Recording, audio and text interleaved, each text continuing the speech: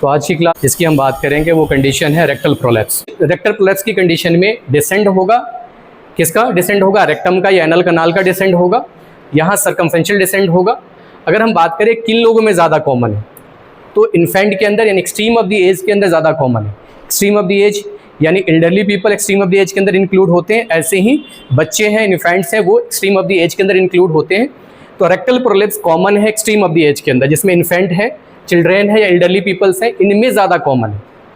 तो rectal prolapse किन में कॉमन है? एक्सट्रीम ऑफ द एज में ज़्यादा कॉमन है, जैसे बच्चों के अंदर कॉमन है, एल्डरली पीपल्स के अंदर कॉमन है।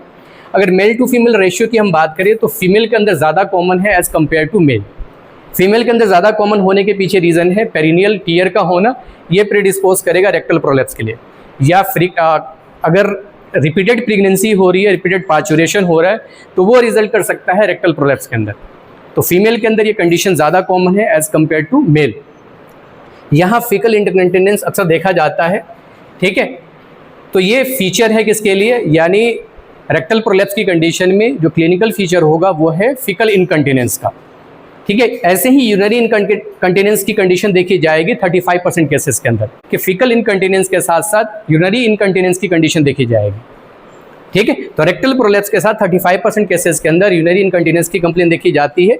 15% जो पेशेंट्स होंगे यहाँ वेजाइनल वॉल्ड प्रोलैप्स की कंडीशन के साथ भी प्रेजेंट करते हैं, या उनकी कंप्लेन होती है कि रेक्टल प्रोलैप्स के साथ 15% केसेस के अंदर वेजाइनल वॉल्ड प्रोलैप्स भी होगा। वेजाइनल वॉल्ड प्रोलैप्स जो होगा 15% केसेस के कंडीशन में एसोसिएटेड होगा along with the rectal prolapse. Clear है? नेक्स्ट हम बात करेंगे types of the rectal prolapse. तो रेक्टल प्रोलैप्स को हम फर्दर 3 पार्ट में डिवाइड कर सकते हैं। तो फर्स्ट टाइप है partial rectal prolapse, second type है कंप्लीट रेक्टल प्रोलैप्स, और थर्ड टाइप है हिडन और concealed type of the rectal prolapse. One by one इनको हम डिस्कस करेंगे। सबसे पहले हम डिस्कस करेंगे partial rectal prolapse of the rectum. तो partial rectal prolapse of the conditions की हम बात करें तो यहाँ रेक्टम और एनल कनाल की हम बात करें तो यहाँ 2 स्ट्रक्चर ही प्रोलैप्स करेगा, म्यूकोजा एंड सब म्यूकोजा, यानी यहाँ मस्कुलर लेयर की इन्वॉल्वमेंट नहीं होगी। तो रेक्टल प्रोलैप्स की वो कंडीशन जिसमें म्यूकोजा और सब म्यूकोजा सर्कमफ्रेंशियली डिसेंड करेगा, इस तरह के प्रोलैप्स की कंडीशंस को हम बोलेंगे पार्शियल रेक्टल प्रोलैप्स। तो फर्स्ट कंडीशन ये है कि यहाँ म्यूकोजा और सब म्यूकोजा की ही प्रोलैप्स की कंडीशन देखी जाएगी, यानी प्रोलैप्स करने वाला स्ट्रक्चर क्या होगा? म्यूकोजा और सब म्यूकोजा। अगर इसी के साथ मस्कुलर लेयर अगर प्रोलैप्स करेगा तो इस तरह के प्रोलैप्स को बोलेंगे कंप्लीट रेक्टल प्रोलैप्स। तो कंप्लीट और पार्शियल में फर्क इतना है कि अगर मस्कुलर लेयर की इन्वॉल्वमेंट होगी तो complete type of the prolapse है, अगर म्यूकोजा और सब म्यूकोजा अगर प्रोलैप्स कर रहा है तो इस तरह के कंडीशंस को हम बोलेंगे पार्शियल रेक्टल प्रोलैप्स, ठीक है। तो पार्शियल और कंप्लीट में फर्क इतना है, मस्कुलर लेयर की इन्वॉल्वमेंट होगी that will convert into the complete rectal prolapse, but in case of the partial rectal prolapse there is only prolapse of mucosa and submucosa। Clear है? यहाँ एक और कंडीशन है कि यहाँ लेंथ ऑफ द प्रोलैप्स वो भी डिफाइन करेगा कि पार्शियल रेक्टल प्रोलैप्स है या कंप्लीट रेक्टल प्रोलैप्स। तो जहाँ हम डिस्कस कर रहे हैं कि पार्शियल रेक्टल प्रोलैप्स की कंडीशन में जो प्रोलैप्स मास्ट होगा वो कंप्राइज होगा किससे बना होगा? वो कंपोज्ड होगा किससे? म्यूकोजा से और सब म्यूकोजा से। यहाँ एक लेंथ भी डिटरमाइनिंग फैक्टर है जिसके बिहाफ पे हम डिसाइड करते हैं कि पार्शियल प्रोलैप्स है या कंप्लीट रेक्टल प्रोलैप्स है। अगर प्रोलैप्स मास की लेंथ कितनी है? लेस देन 3.75 सेंटीमीटर, रफली इसको आप 4 सेंटीमीटर मान लीजिए।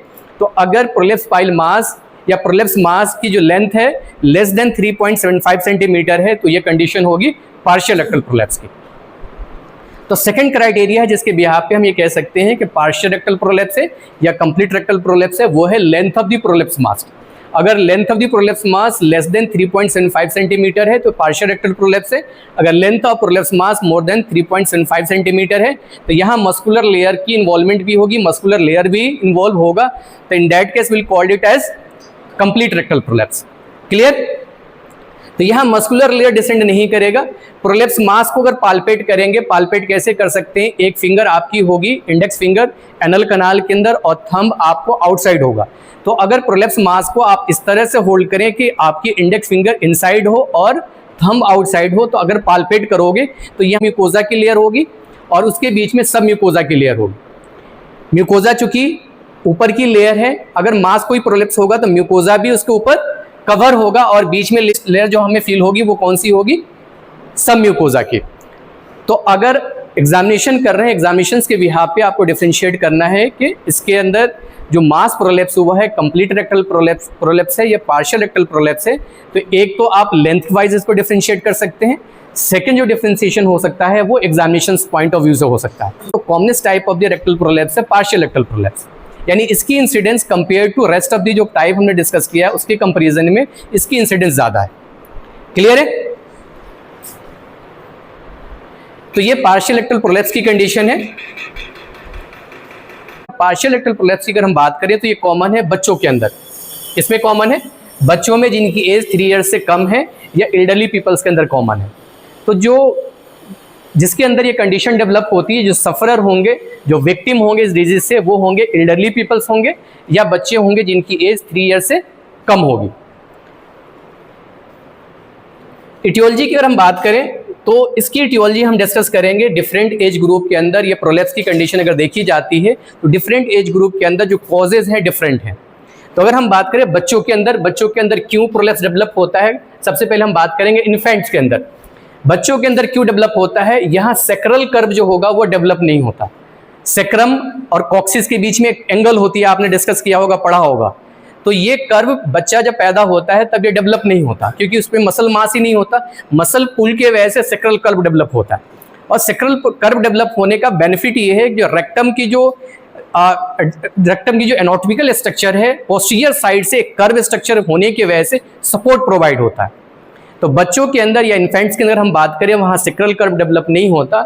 इसी वजह से जो एनल कनाल होगा वो डायरेक्टेड होता है, डाउनवर्ड डायरेक्टेड कोर्स होता है। उसका जो कोर्स होगा डाउनवर्ड डायरेक्टेड होगा और कोई भी प्रीडिस्पोजिंग फैक्टर होगा जो रिस्पॉन्सिबल होगा किसके लिए, इंट्राअब्डोमिनल प्रेशर बढ़ाने के लिए, या स्ट्रेनिंग की कोई कंडीशन देखी जाएगी या डायरिया की कंडीशन देखी जाएगी। तो अल्टीमेट रिजल्ट क्या होगा, क्योंकि डाउनवर्ड कोर्स है, डायरेक्ट डाउनवर्ड कोर्स है, पोस्टीरियर साइड में कोई सपोर्ट नहीं है सेक्रल कर्व के फॉर्म में, तो वो रिजल्ट करेगा प्रोलेप्स की कंडीशन में। तो बच्चों के अंदर क्यों डेवलप होता है उसके पीछे रीजन है कि सेक्रल कर्व डेवलप नहीं होता बच्चों के अंदर। सेक्रल कर्व आफ्टरवर्ड जब बर्थ होता है उसके बाद बच्चा जैसे जैसे बड़ा होता है मसल मास बढ़ता है, मसल मास बढ़ेगा, उसके पुल के वजह से सेक्रम और कॉक्सिस के बीच में एक कर्व लाइक स्ट्रक्चर बन जाता है, एक एंगल डेवलप होता है और यही एंगल सपोर्ट प्रोवाइड करता है इंटरनल स्ट्रक्चर जैसे रेक्टम है। क्लियर? तो बच्चों के अंदर चूंकि ये सेक्रल कर्व नहीं होता इसी वजह से ये कंडीशन प्रेडिस्पोज होता है बच्चों के अंदर, यानी बच्चों के अंदर ये कंडीशन ज्यादा कॉमन है। ठीक है? ऐसे ही मसल मास नहीं होगा तो मसल टोन कम होगा, मसल टोन कम होगा तो ये सपोर्ट वीक होगा, सपोर्ट वीक होगा तो फाइनली अगर प्रीडिस्पोजिंग फैक्टर्स हैं जो प्रोलेप्स के लिए रिस्पॉन्सिबल है वो अगर एग्जिस्ट करेगा तो फाइनली रेक्टल प्रोलेप्स की कंडीशन डेवलप हो सकती है। तो जो एक्चुअल एक्सप्लेनेशन है कि सेक्रल कर्व डेवलप नहीं होता, मसल टोन वीक होता है, तो ये दोनों ही फैक्टर रिस्पॉन्सिबल है रेक्टल प्रोलेप्स कॉज करने के लिए बच्चों में। नेक्स्ट हम बात करेंगे चिल्ड्रंस के अंदर, यानी उन बच्चों की हम बात कर रहे हैं जिनकी एज मोर देन 1 ईयर है, मोर देन 1 ईयर है, स्कूल गोइंग बच्चे हैं, उनमें क्या होगा, वो कैसे रिस्पॉन्सिबल होगा या कौन से फैक्टर है जो प्रेडिस्पोज करेंगे बच्चों के अंदर रेक्टल प्रोलेप्स कराने के लिए। वो फैक्टर्स हैं फॉल्टी बॉल हैबिट्स, यानी बच्चा है वो रेगुलर वॉशरूम नहीं जाता, कॉन्स्टिपेशन की कंडीशन डेवलप होगी, तो फॉल्टी बॉल हैबिट्स है, उसमें कॉन्स्टिपेशन भी हो सकता है, उसमें डायरिया की कंडीशन भी हो सकती है, या फ्रीक्वेंसी बढ़ी हुई है या फ्रीक्वेंसी कम है, तो तीनों ही फैक्टर्स भी रिस्पॉन्सिबल हो सकता है किसके लिए, रेक्टल प्रोलेप्स के लिए। तो फॉल्टी बॉल हैबिट्स ये रिस्पॉन्सिबल है रेक्टल प्रोलेप्स के लिए। ऐसे ही स्ट्रेनिंग, अगर स्ट्रेनिंग के लिए कोई फैक्टर रिस्पॉन्सिबल है, स्ट्रेनिंग के लिए जो कॉज प्रेजेंट है, तो ये रिजल्ट कर सकता है किसके अंदर, रेक्टल प्रोलेप्स के अंदर। तो स्ट्रेनिंग किसकी कंडीशन में हो सकती है, डायरिया है, क्रोनिक डायरिया है, वहां स्ट्रेन करेगा बच्चा, जब भी फिकल कंटेंट पास करेगा उसके नतीजे में स्ट्रेनिंग होगी, और स्ट्रेनिंग होगी तो वो प्रेडिस्पोज करेगा किसके लिए, रेक्टल प्रोलेप्स के लिए। डायरिया अगर क्रोनिक डायरिया है तो वो डिप्लीशन रिजल्ट करता है, जो पेरीरेक्टल फैट्स हैं उसका डिप्लीशन कॉज करता है, और क्रोनिक डायरिया तो माल न्यूट्रिशन भी कॉज करेगा। तो माल न्यूट्रिशन या जहां डिप्लीशन हो रहा है एक्स्ट्रा रेक्टल फैट का यानी पेरियनल फैट्स का, तो perianal fat basically support provide करता है। तो अगर क्रोनिक डायरिया की कंडीशन है वहाँ एक तो माल न्यूट्रिशन की कंडीशन डेवलप होगी, साथ साथ में पेरीरेक्टल जो फैट होगा वो डिप्लीट होगा, तो ये भी रिजल्ट करता है डायरेक्टली और इनडायरेक्टली रिजल्ट करता है किसके अंदर, रेक्टल प्रोलेप्स के अंदर। ठीक है? ऐसे ही वूपिंग कफ है, वूपिंग कफ की कंडीशन में इंट्राअब्डोमिनल प्रेशर बढ़ेगा, वो रिफ्लेक्ट होगा इंटरनल ऑर्गन पे, और इंटरनल ऑर्गन खासतौर से जो डिपेंडेंट ऑर्गन है जिसमें रेक्टम है, एनल कनाल है, उस पर रिफ्लेक्ट होगा। ऐसे ही ब्लैडर है उस पर भी रिफ्लेक्ट हो सकता है। तो बच्चों के अंदर जो कॉमनेस्ट स्ट्रक्चर है जो प्रोलेप्स कर सकता है वो है रेक्टम, ठीक है। इसके अलावा लॉस ऑफ वेट है या डिमिनिशन है पैरारेक्टल फैट का, जो माल न्यूट्रिशन के कंडीशन में देखा जाता है, तो वो रिजल्ट करेगा सपोर्ट वीक, यानी वो रिजल्ट करेगा weakness of the support weak होगा। हमने डिस्कस किया था इश्योरेक्टल एरिया के अंदर फैट प्रेजेंट है, वो सपोर्ट प्रोवाइड करता है। तो फैट का मल्टीपल काम है जिसमें एक सपोर्ट प्रोवाइड भी करना है, जो गैप है उसको फिल करना है।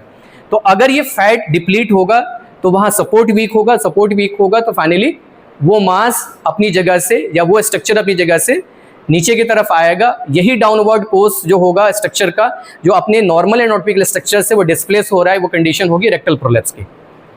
तो बच्चों के अंदर मल्टीपल कॉजेज हमने डिस्कस किया है। फॉल्टी बॉल हैबिट है, इसके वजह से डेवलप हो सकता है। स्ट्रेनिंग की कोई फैक्टर्स है, स्ट्रेनिंग किसी कॉज की वजह से हो रहा है, चाहे डायरिया की वजह से हो रहा है या वुपिंग कफ की वजह से हो रहा है, ये रिजल्ट कर सकता है रेक्टल प्रोलेप्स में।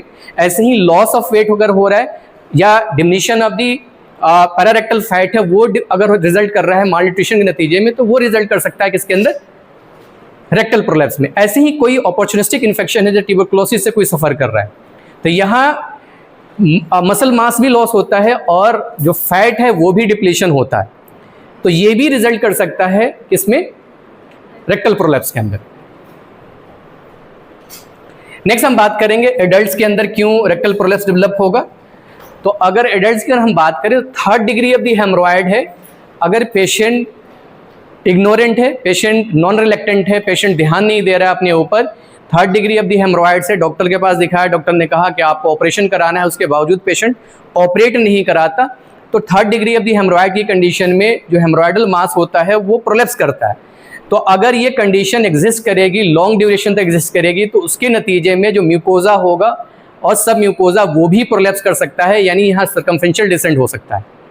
तो 3rd डिग्री ऑफ द हेमरॉयड्स तो प्रोलॉन्ग कंडीशन से है, तो वो रिजल्ट कर सकता है रेक्टल प्रोलेप्स के अंदर। तो एडल्ट के अंदर जो फैक्टर इससे पहले हमने डिस्कस किया, एडल्ट के अंदर फैक्टर्स अलग हैं। 3rd degree of the haemorrhoids convert हो सकता है किसके अंदर, रेक्टल प्रोलेप्स के अंदर। फीमेल के अंदर जो रिस्पॉन्सिबल फैक्टर है वो है टॉर्न पेरिनियम, जो खासतौर से कॉमन है बर्थ कनाल इंजरी के नतीजे में। एक्सेसिव कोई स्ट्रेनिंग एक्टिविटी हो रही है तो वो रिजल्ट कर सकता है। अब एक्सेसिव स्ट्रेनिंग एक्टिविटी हो सकती है यूरेथ्रल ऑब्स्ट्रक्शन के नतीजे में, या यूरेथ्रल ऑब्स्ट्रक्शन क्यों डेवलप होगा, मेजॉरिटी ऑफ दी कंडीशन में मेल पेशेंट है, यूरेथ्रल ऑब्स्ट्रक्शन डेवलप होता है बीपीएच की कंडीशन में, यानी प्रोस्टेटिक हाइपरट्रॉफी की कंडीशन है, वो रिजल्ट कर सकता है एक्सेसिव स्ट्रेनिंग में। एक्सेसिव कफ है जैसे सीओपीडी की कंडीशन है, ठीक है, या ब्रोंकाइटिस की कंडीशन है, तो यहाँ क्रोनिक कफ की कंडीशन देखी जाती है। यहाँ कफिंग के दौरान इंट्राअब्डोमिनल प्रेशर बढ़ेगा, वो रिफ्लेक्ट होगा इंटरनल ऑर्गन पे, उसमें खासतौर से जो कॉमन ऑर्गन है वो रेक्टम और एनल कनाल। इसके अलावा कुछ एट्रोजेनिक इंटरवेंशन है। एट्रोजेनिक यानी आपने सर्जिकल इंटरवेंशन दिया, उसके नतीजे में उसके कॉम्प्लिकेशन के तौर पे रेक्टल प्रोलेप्स डेवलप हो सकता है। जैसे आप पेशेंट सफ़र कर रहा था फिस्टुला इन एनो से, उसके लिए ऑपरेट कराया, ऑपरेट कराने के दौरान जो लार्ज पोर्शन जो मस्कुलर स्ट्रक्चर है जो सपोर्ट प्रोवाइड करता है वो एक्सरसाइज करके रिमूव कर दिया। तो अगर लार्ज मास एक्सरसाइज होगा, मसल मास एक्सरसाइज होगा, तो वो फाइनली प्रीडिस्पोज करेगा फॉर द रेक्टल प्रोलेप्स। ऐसे ही फिशर इन एनो की कंडीशन में हमने एक प्रोसीजर डिस्कस किया था, लॉर्ड्स डायलेटेशन या एरेस्मियर डायलेटेशन। अगर वहाँ विग्रस डायलेटेशन आपने कर दिया, आपने स्ट्रेचिंग कर दी एनल कनाल की, एक्सेसिव स्ट्रेचिंग कर दी आपने, तो वो रिजल्ट कर सकता है कि इसके अंदर रेक्टल प्रोलेप्स के अंदर। नेक्स्ट हम बात करेंगे एल्डरली के अंदर। एल्डरली के अंदर कॉजेज क्या हैं, तो एल्डरली की अगर हम बात करें तो एल्डरली में 80 to 90% केसेस के अंदर वीमेन के अंदर ज़्यादा कॉमन है। एल्डरली पीपल्स के अंदर उसके मल्टीपल कॉजेज हैं, डिजेनरेशन का प्रोसेस शुरू हो जाता है, बर्थ कनाल की इंजरी अगर हुई है तो यंग एज में ये पता नहीं चलता, पर जब एडल्ट से आप एल्डरली पीपल के एज में जाते हो, एल्डरली एज में जाते हो, तो वहाँ ये चीज़ें ज़्यादा रिमार्क्ड होती हैं। तो एल्डरली में रेक्टल प्रोलेप्स की कंडीशन ज़्यादा कॉमन है, और एल्डरली में खासतौर से अगर हम बात करें तो वीमेन के अंदर ज़्यादा कॉमन है, ठीक है। यहाँ प्रिवलेंस ऑफ एब्नॉर्मलिटीज़ जो होंगी वो इंक्रीज होती है विद द एज, ठीक है। यहाँ जो होगा एल्डरली वीमेंस खास तौर से यहाँ कंकरेंट पेल्विक ऑर्गन प्रोलेप्स की कंप्लेन भी होती है, डेफिकेटरी डिसऑर्डर्स भी होता है, और मल्टीपेरस की कंडीशन होती है। तो ये फैक्टर्स अल्टीमेटली रिजल्ट करते हैं रेक्टल प्रोलेप्स में। जहाँ न्यूरोलॉजिकल कोई डिसऑर्डर्स है या साइकेट्रिक डिसऑर्डर्स है, उनमें भी ये कॉमन है। तो सपोज करिए बर्थ कनाल की इंजरी नहीं हुई है, उसके बावजूद अगर किसी पेशेंट को न्यूरोलॉजिकल डिसऑर्डर्स हैं या साइकेट्रिक डिसऑर्डर्स है उनमें ये कंडीशन देखी जाती है। तो अगर साइकेट्रिक कोमॉर्बिडिटीज है तो 15% केसेस के अंदर रेक्टल प्रोलैप्स की कंडीशन देखी जाती है। क्रोनिक कॉन्स्टिपेशन है या स्ट्रेनिंग जो डेफिकेट करने में हो रही है तो ये रिजल्ट कर सकता है, ये कंट्रीब्यूटिंग फैक्टर हो सकता है रेक्टल प्रोलैप्स के लिए।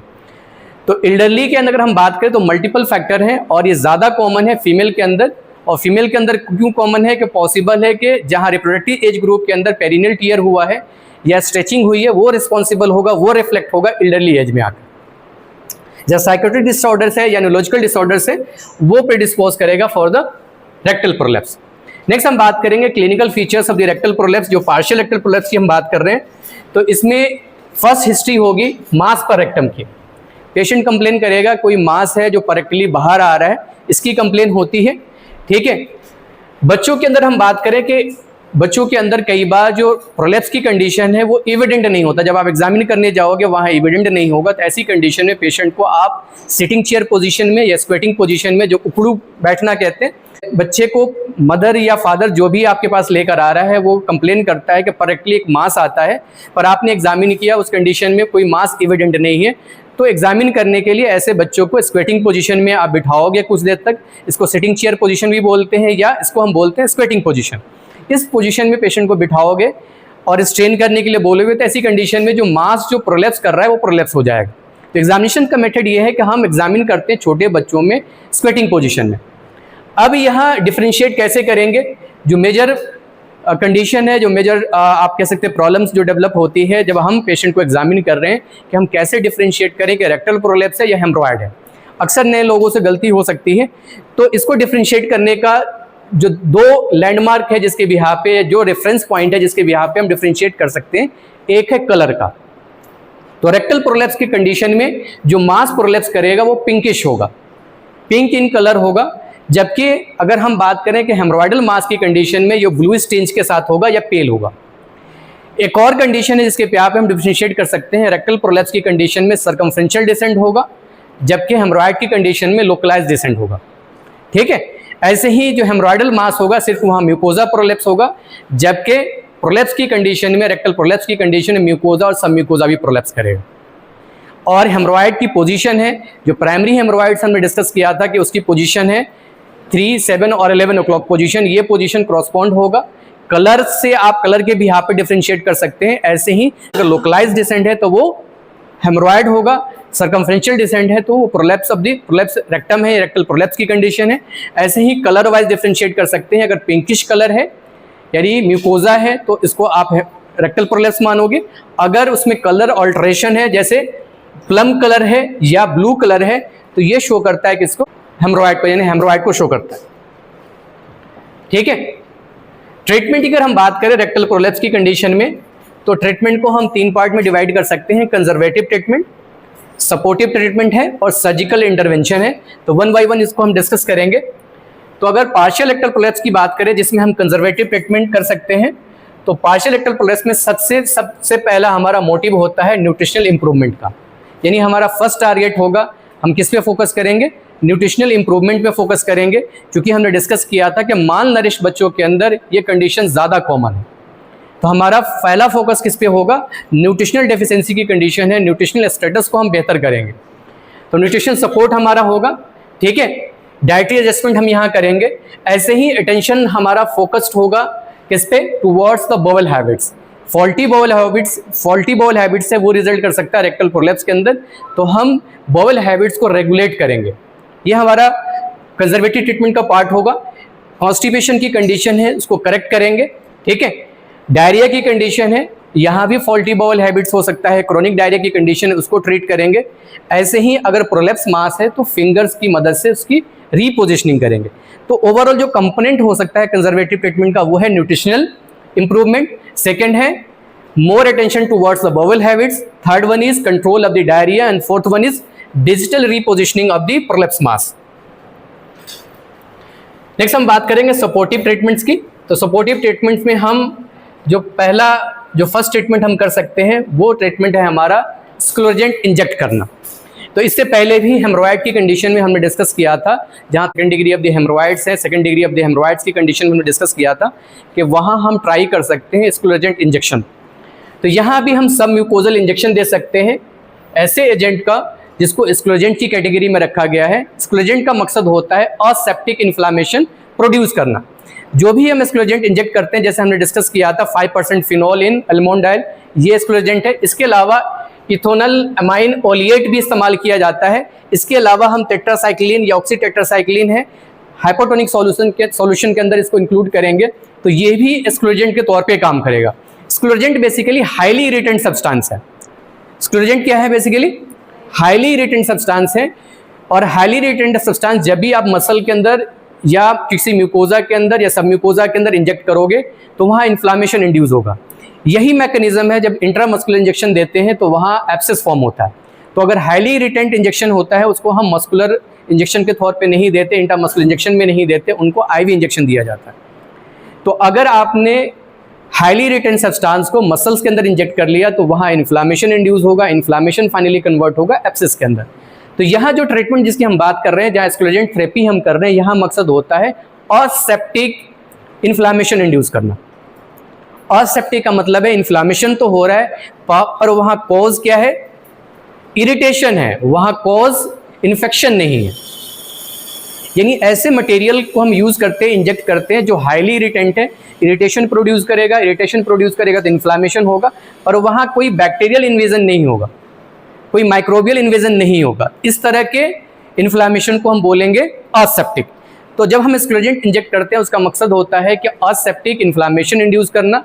इन्फ्लामेशन जब भी कहीं प्रोड्यूस होता है या एस्टेब्लिश होता है तो फाइनली वहाँ वियर एंड टियर होता है। उस वियर एंड टियर को रिप्लेस करने वाला जो स्ट्रक्चर है वो है फाइब्रोब्लास्ट। फाइब्रोब्लास्ट अगर अपीयर होगा तो फाइब्रोसिस इंड्यूस करेगा। फाइब्रोसिस इंड्यूस करेगा तो सपोज करिए आपने म्यूकोजा और सब म्यूकोजा के बीच में स्क्लोजेंट इंजेक्ट किया है, वहाँ फाइब्रोसिस इंड्यूस होगी तो जो मास प्रोलेप्स कर रहा था वो फिक्स हो जाएगा मस्कुलर स्ट्रक्चर से या अंडरलाइंग स्ट्रक्चर से। तो जो प्रोलेप्स की कंडीशन होगी वो ट्रीट हो जाएगी। तो जो कॉन्सेप्ट है बेसिकली स्क्लोजेंट थेरेपी का, हम यहाँ फाइब्रोसिस इंड्यूस करते हैं। और फाइब्रोसिस कैसे इंड्यूस करते हैं?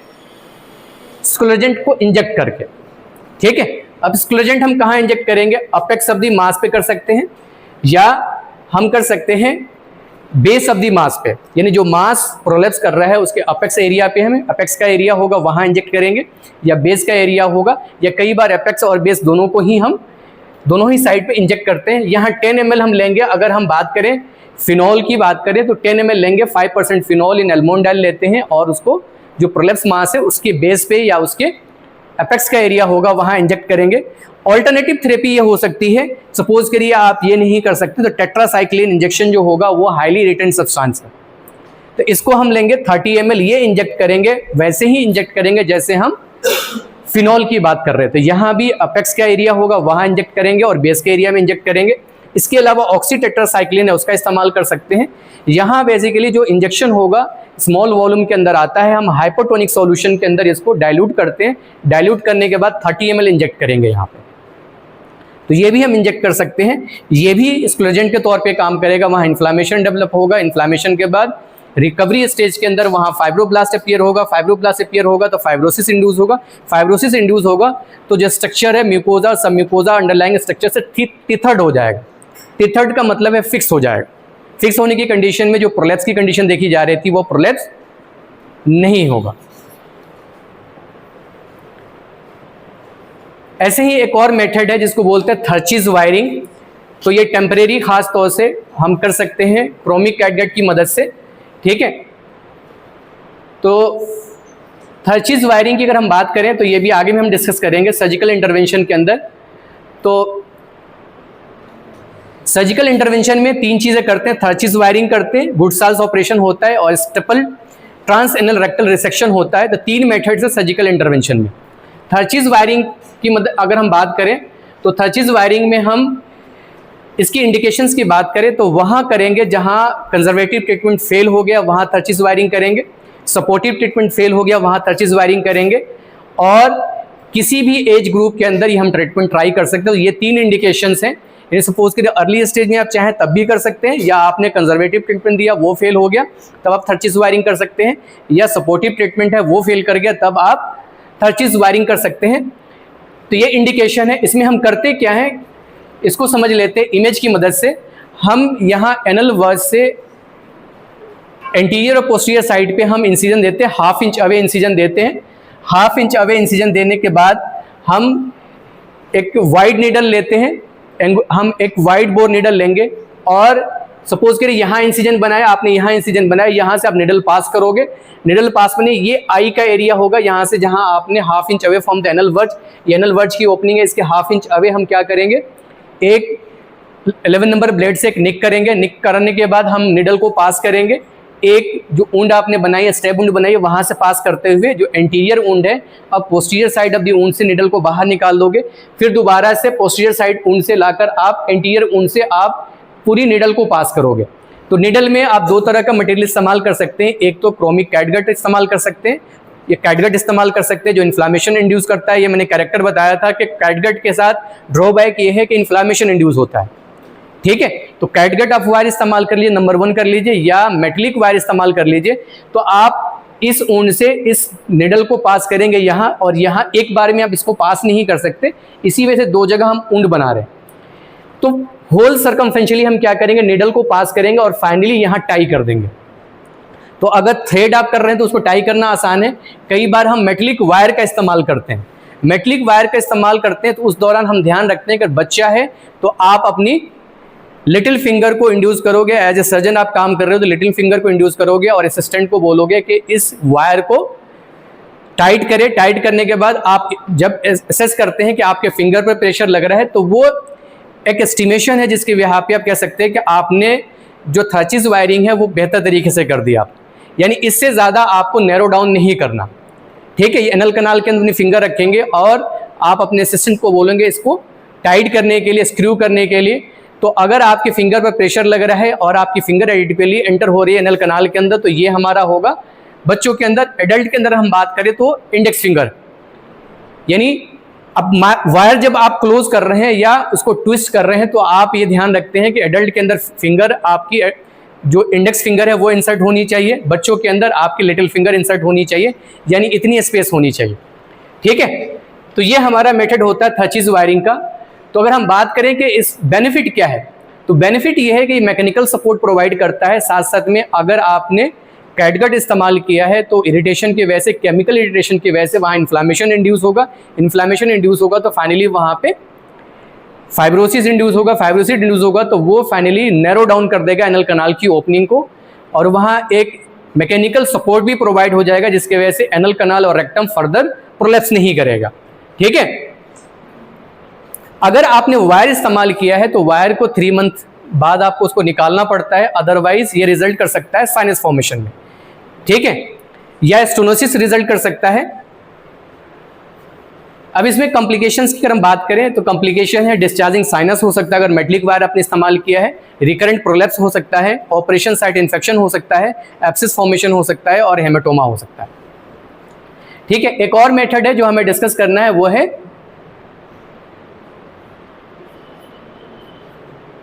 गुडसाल्स ऑपरेशंस। गुडसाल्स ऑपरेशन में बेसिकली जो मास प्रोलैप्स कर रहा है उसको एक्सरसाइज कर लेते हैं, और यहाँ ध्यान हमें रखना होता है कि लोकलाइज अगर सर्कमफिशियल डिसेंट हो रहा है उसी कंडीशन में हम गुडसाल्स ऑपरेशन करते हैं। तो यहाँ म्यूकोजा को एक्सरसाइज करेंगे और म्यूकोजा को एक्सरसाइज करने के बाद दोबारा से कंटिन्यूटी मेंटेन कर देते हैं, यानी जिस म्यूकोजा को आपने कट किया है उसके अपर एज को लेकर लोअर एज के साथ कट करने के बाद उसकी कंटिन्यूटी मेंटेन कर लेते हैं। तो ये हमारा मेथड होता है गुडसाल्स ऑपरेशन, ठीक है। तो यहाँ लाइगेचर एक होता है जो हम जिसके इस्तेमाल से हम म्यूकोजा को दोबारा से उसकी कंटिन्यूटी मेंटेन करते हैं, वो लाइगेचर है गुडसाल्स लाइगेचर। तो गुडसाल्स लाइगेचर हम यहाँ यूटिलाइज करते हुए पहले हम मास को एक्सरसाइज करेंगे, मास जो प्रोलैप्स मास है उसको एक्सरसाइज करेंगे, उसके बाद गुडसाल्स लाइगेचर की मदद से अपर एज जो कट एज होगा म्यूकोजा को उसको किसके साथ सूचर कर देंगे, लोअर एज के साथ, यानी यहाँ कंटिन्यूटी मेंटेन कर लेते हैं। स्टेपल ट्रांसएलिनर रेक्टल रिसेक्शन जो होगी ये इसको स्टार बोला जाता है, ये भी इस्तेमाल किया जाता है। जैसे स्टेपल हेमराइक्टोमी हमने डिस्कस करी थी वैसे ही सेम सिमिलर मेथड होता है, वैसे ही सर्कमफरेंशियल एक्सीजन होता है इसके अंदर। तो क्लास यहीं तक, नेक्स्ट क्लास में कुछ और डिस्कस करेंगे।